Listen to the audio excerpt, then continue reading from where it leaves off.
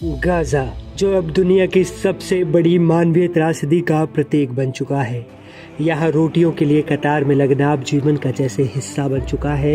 ये वो बच्चे हैं जिन्हें स्कूल में होना चाहिए था किताबों और खिलौनों के बीच, लेकिन आज ये रोटी की लाइन में खड़े हैं, गिड़गिड़ा रहे हैं, रो रहे हैं। रोटी दे दो, दाल दे दो, थोड़ी सी सब्जी दे दो। भूख के खिलाफ युद्ध लड़ रहे हैं।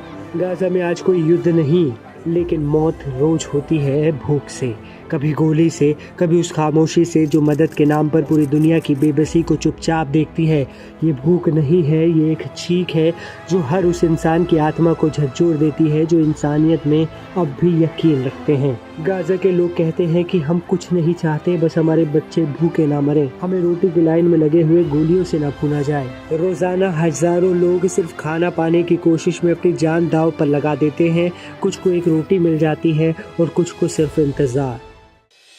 क्या गुनाह है इन मासूमों का, ये एक बहुत बड़ा सवाल है। ये तस्वीरें देखकर ऐसा लगता है मानो खाना अब इंसान का एक अधिकार न रहा हो, बल्कि एक लड़ाई बन चुका हो। और इस लड़ाई में सबसे ज्यादा घायल वो हो रहे हैं जो ठीक से बोल भी नहीं सकते, अपना दर्द भी बयां नहीं कर सकते, बस रोते रहते हैं आंखों में आंसू लेकर, यानी कि मासूम बच्चे। गाज़ा में अब भूख सिर्फ पेट की नहीं रही, ये आत्मा की भूख है, इंसानियत की भूख है, जो दुनिया से सवाल पूछ रही है, क्या हमारे बच्चे सिर्फ तस्वीरों में ही मुस्कुराएंगे या फिर हकीकत में इनके चेहरों पर मुस्कान लौटेगी।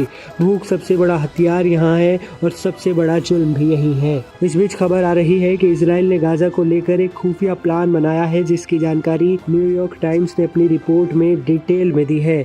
इस रिपोर्ट के मुताबिक इजराइल का प्रस्ताव है कि पूरा गाज़ा ही खाली करवा लिया जाए और उसके छोटे से एक दक्षिण हिस्से में फिलिस्तीनियों को रखा जाए और उस पूरे इलाके पर कंट्रोल हो इजराइल की आर्मी का। मतलब फिलिस्तीनी लोगों पर हर वक्त इजराइल की सेना की पैनी नजर हो। सवाल है कि इजराइल गाज़ा में मौत का तांडव क्यों मचा रहा है? जवाब है, इसकी शुरुआत हमास ने की थी।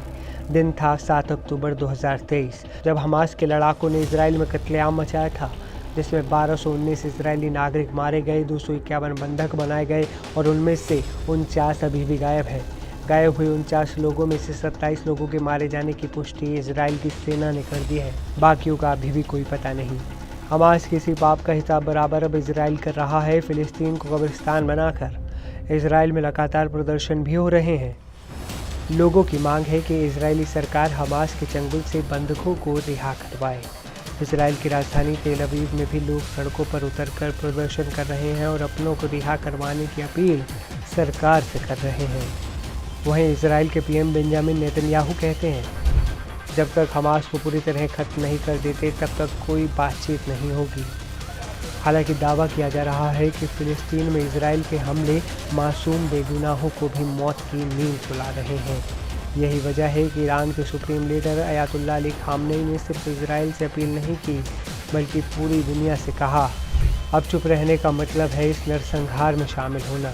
अगर अंतर्राष्ट्रीय समुदाय ने अब भी चुप्पी साधे रखी तो गाज़ा ही नहीं, इंसानियत भी मर जाएगी। गाज़ा में इजराइल के कहर को आप कैसे देखते हैं? ईरान के सुप्रीम लीडर खामनेई को लेकर आपका क्या कहना है? नीचे कमेंट में बताएं।